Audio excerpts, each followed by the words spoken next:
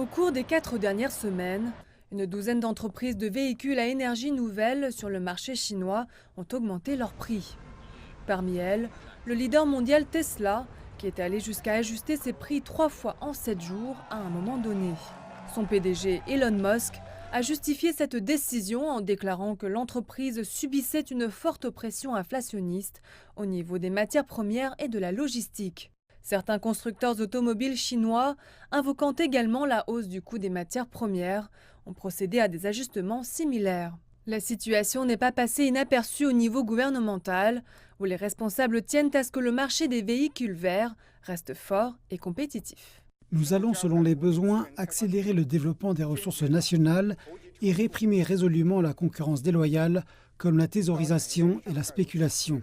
Nous guiderons les entreprises en amont et en aval de la chaîne industrielle pour qu'elles renforcent leur coopération en vue d'un développement gagnant-gagnant et ramèneront les prix des matières premières clés à la rationalité. Alors que le secteur approche de la maturité, la Chine a décidé de réduire de 30% les subventions accordées aux véhicules à énergie nouvelle cette année et prévoit de les supprimer complètement dès l'année prochaine. Toutefois, ces plans pourraient être affectés par le conflit en cours en Europe de l'Est.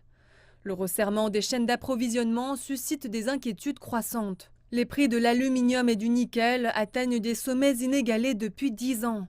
Certains initiés de l'industrie affirment que si les prix des matières premières en amont ne peuvent être contrôlés, d'autres secteurs seront aussi certainement touchés.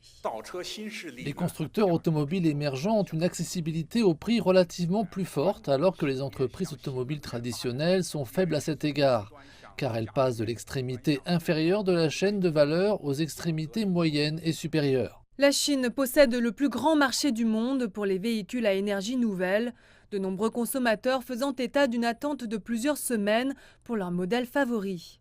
Un rapport de l'industrie souligne d'ailleurs cette tendance. Les ventes de véhicules à énergie nouvelle ont atteint environ 765 000 unités au cours des 2 premiers mois de cette année, soit une croissance de 50% par rapport à la même période en 2021. Mais étant donné que de nombreux constructeurs automobiles transfèrent une grande partie de la pression amenée par les coûts des matières premières aux acheteurs, il est à craindre que cet élan initial du secteur ne soit perdu.